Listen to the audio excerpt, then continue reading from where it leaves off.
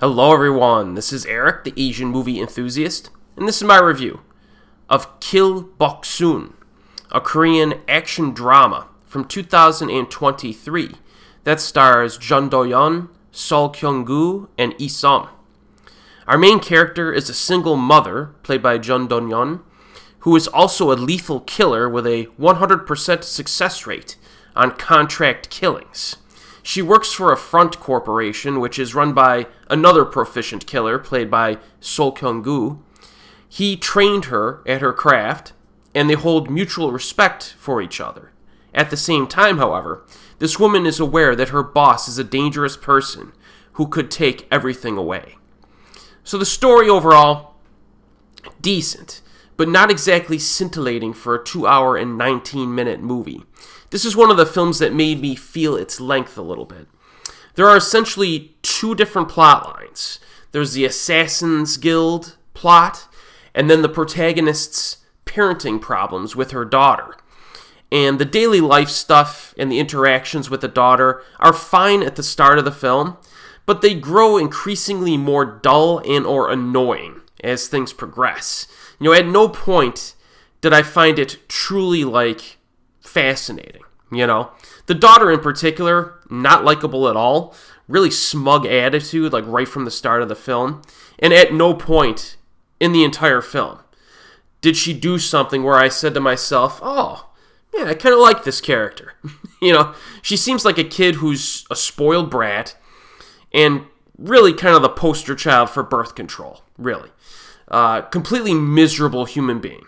And now if you compare her with, say, another Korean film that I covered recently, The Wonder Years, which also had a teenage girl who was pretty gloomy, not especially likable, but in that case, the script provided enough to get you on board, and kind of be sympathetic towards her. This film really didn't do enough for me. So, what about the Assassin's Guild plotline? It's more interesting, I think. Despite relying on some pretty basic and commonplace ideas, there are certain rules and business politics within the guild, as well as some quirks that are kind of neat, like the fight evaluation scene, where you have a bunch of young up-and-coming assassins who are being tested by reenacting an infamous assassination that was successfully performed by our lead protagonist. And I found those scenes to be more fascinating than the family drama stuff. The talented cast does help.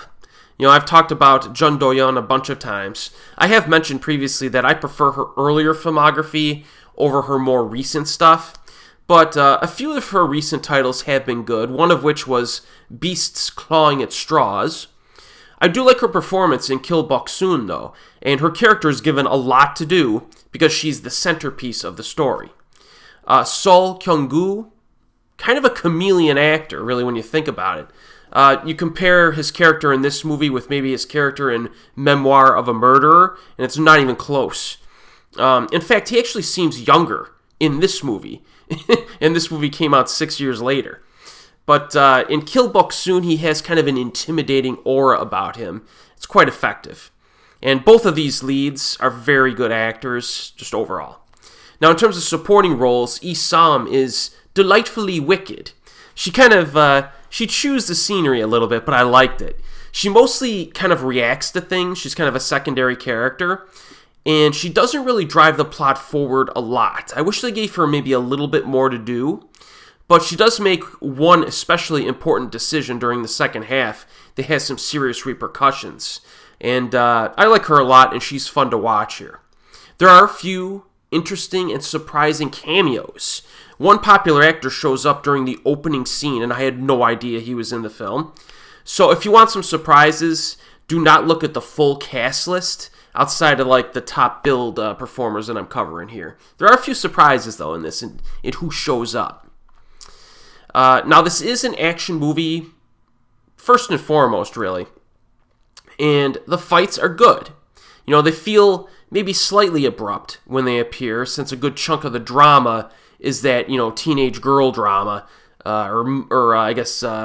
mother-daughter drama, and is not related to the Assassination Guild. It's kind of split, like I said.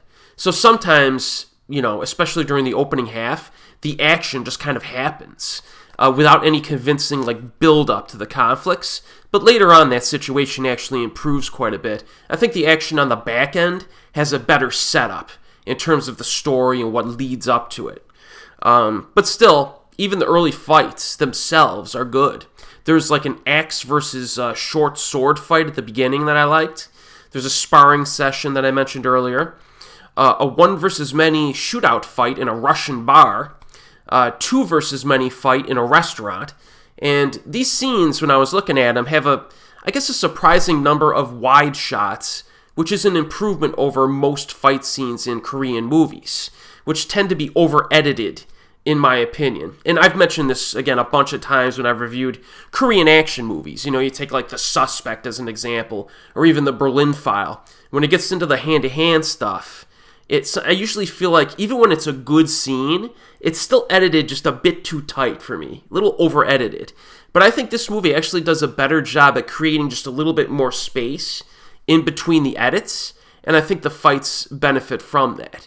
They also used a gimmick that I remember seeing in some movies before, like the Sherlock Holmes movies from recent memory, where the protagonist will have a flash forward to what could happen in a fight if she decides on a certain tactic, and she'll see if it goes good or bad, either way. And kind of neat, provides some interesting visuals, especially during the second half. So overall, I did enjoy the action in this. Overall, I like this movie. I mean, personally, the big improvement I would have made, I would have written the daughter out of the film entirely. It's just my opinion. And then focused more on the Assassination Guild stuff, maybe beefed it up a bit. And then, that would have cut the runtime down a full 30 minutes on top of that. Made it a little bit more manageable. But overall, this is a good flick. I liked it. If you like the actors, they're good in it. And, it's good. It's currently available on Netflix. Very easy to find. And as always, folks, I'll see you next time.